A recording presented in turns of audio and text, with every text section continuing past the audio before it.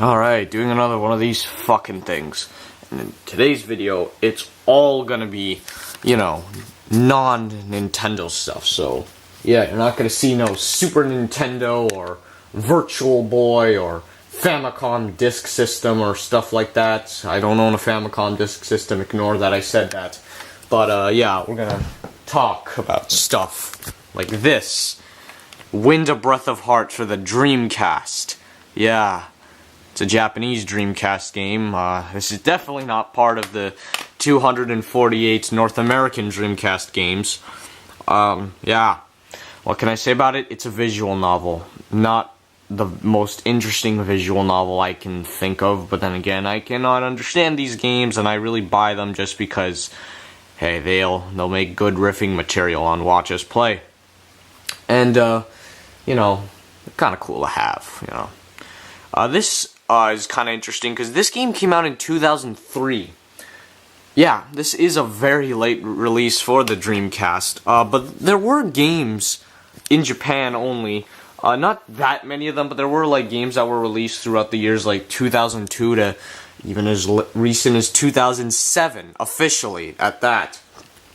Because I'm not entirely sure why. Because by 2003, Sega had already made games for like Nintendo and Sony and Microsoft, like Sonic Advance was a thing, Shinobi on PS2 was a thing, like I'm sure Panzer Dragoon Orta was close to being a thing, but it's like I know this obviously wasn't made by Sega themselves, but they certainly weren't making Dreamcast consoles in 2003, so it's like the fact that this exists is definitely an interesting part of the Dreamcast history, and of the fact that this is actually now, because the Dreamcast is the last retro console, this kind of makes this the most recent retro game I own, so this is fucking something, this game. I mean, the game itself, it's like, I don't know, I mean, its scenarios and stuff don't seem to appeal to me as much as a lot of other these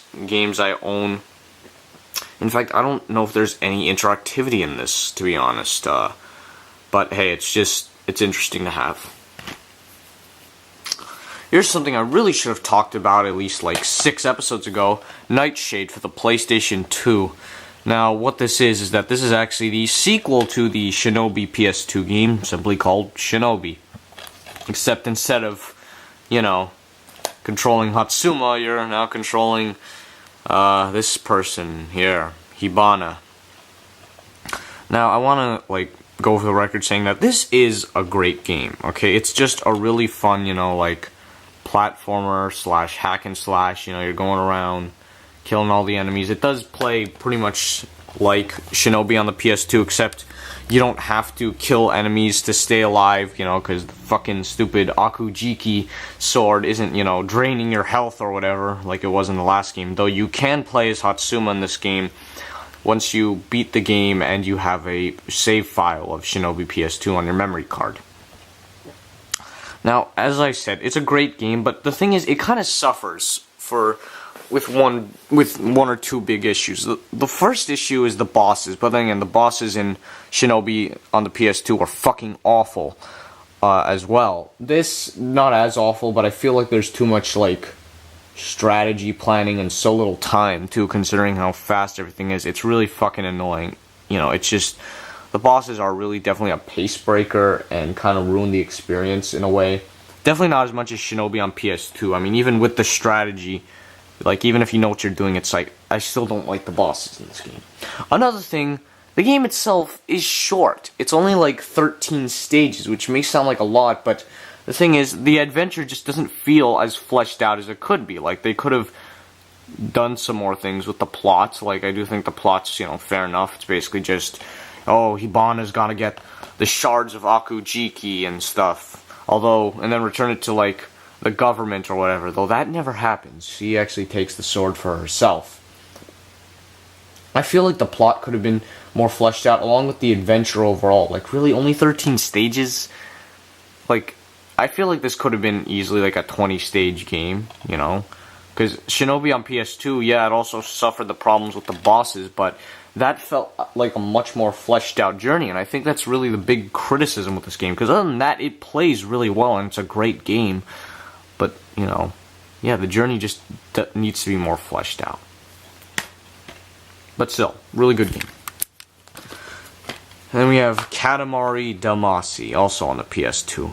Definitely one of the most famous games on the PS2, known for its overall what the fuckness and just, hey, it's great stuff. I really like this game. You know what it is. You know, you're going around basically collecting freaking everything in sight as much as you can.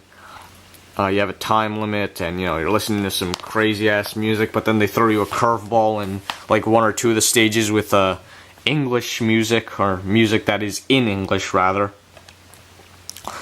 But yeah, just it's overall it's mindless, but it's so much fucking fun. This is such a great game, you know. And I think it was like really a what the fuck kind of deal when it first came out. I want to say, I don't know, because, you know, I mean, hey, I was alive when it first came out, but I wasn't really much of a gamer when it first came out, so yeah. But overall, just a great, you know, game, and it's great to finally have. You know, I gotta get more of the beloved, famous PS2 games, and just more PS2 games in general. Then we got Sonic Riders Zero Gravity. This is the second Sonic game I got this year, and while I'm definitely trying to get my hands on as many Sonic games as I can, you know, yeah. This is also on the Wii, and I'll probably get that version as well, because I first played this back in, like, 2012.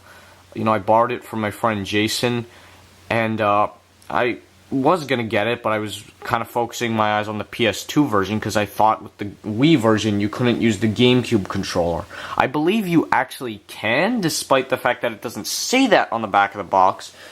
But, hey, I decided to get the PS2 version. I will get the Wii version, because, you know, I want to get my hands... excuse me, I'm tired. I want to get my hands on, you know, as many Sonic games as I can. But what about the game itself? Well, I do believe that this is easily the best Sonic Riders game. You know, none of the Riders games are as good as, you know, Sonic and Sega, you know, All-Stars Racing, or Sonic and All-Stars Racing Transformed.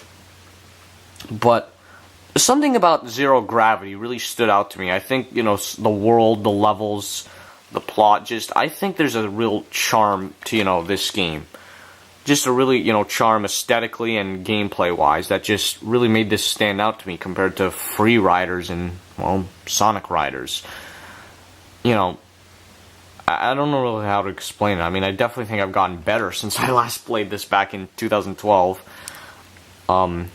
You know, this was a bit of a late PS2 release. It came out in 2008, but hey, considering how successful the PlayStation 2 was, I guess it's no surprise that there were games being released in 2008. But yeah, this is a pretty damn good game. I do like it. Definitely a lot more than the first one, as I mentioned before. You know, again, just the world, everything. Just a real nice charm to this game, I feel. Good game. And we have the King of Fighters Neo Wave for the original Xbox. I haven't bought an original Xbox game in almost 2 years. The last time I bought one was in summer of 2014, which was Panzer Dragoon Orta. Now, you know, again, it's a fighting game, one of the King of Fighters games. Guess you realize that. It says only on Xbox. That's kind of true, because this game was on the PlayStation 2. But it was only in Japan and Europe, so yeah, getting the Xbox version was kind of a no-brainer for me, because goddamn, the PlayStation 2 is not region-friendly at all. It is a pain in the ass to get, you know, Japanese games to run on that. But anyways, it is compatible with the Xbox 360, and I think I've mentioned this before. I would like to get more original Xbox games. It's just that, you know, looking up, is this compatible with the Xbox 360, or if the game really interests me, you know, it's definitely a process that I haven't been paying attention to all that much. The game itself, I think, is good. You know, it doesn't captivate me, I guess, as much as, like, you know, King of Fighters 94, 5, 6, 7, and 8, I want to say, which was on the King of Fighters collection, the Orochi Saga, if I remember the name correctly. I do like the graphics a lot, you know, like the backgrounds and then the sprite animations. They did a really good job with that. And King of Fighters is just a really fun series. I haven't gone into it much as Soul Calibur, because I definitely need to, getting the Soul Calibur games is definitely a bigger priority, and getting the Street Fighter games is definitely a bigger priority than getting more King of Fighters games. But it's great to have this, though. Great to have another King of Fighters game, and great to have another original Xbox game. The game itself has received pretty average reviews, if I remember correctly, so yeah, there's probably somebody who knows a lot more about this game than me, so yeah. The Amazing Spider-Man on PlayStation 3, and Lego Batman 3 Beyond Gotham, also on the PS3. These two games were given to me by my friend Philippe, so thank you. If I can say much about them, I haven't played too much of The Amazing Spider-Man.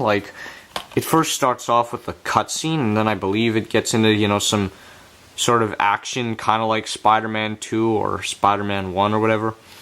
But it's really hard to say, because, I haven't played too much of it. I'm definitely going to play more of it, and it's grateful to have, and I'm grateful to have this, especially to have another Spider-Man game. But I kind of wonder what, gamers think about this game. But then there's Lego Batman 3, which I played and beat, Lego Batman 1 on the Xbox 360. I loved it a lot, it was definitely a game I played a lot with my friend, Jose. I don't own the second game yet, but now I do feel I need to get it. Probably the Wii U version. Because, yeah, this is on many systems, and I've played it a little bit, and it seems to be, what I really liked about, Lego Batman 1, though I'm not sure which one's the best one. Though there is voice acting in this game, which was definitely, would have never seen that coming. I've also would have never seen coming the fact that Adam West is actually in this as a cameo, that is. He's like, oh, hello, I'm TV's Adam West. Could you mind giving me help, or whatever the hell he said? Yeah, that's just, yeah. But hey, not for resale. Was this bundled with something? What about this? No, this is, something. But yeah, was this, bundled with something? Is that how you get the PS3 version? I don't know. But yeah, Lego Batman 3 seems to be really good, and I'll definitely be playing it. But not as much as this PS3 game, something I'm glad to have.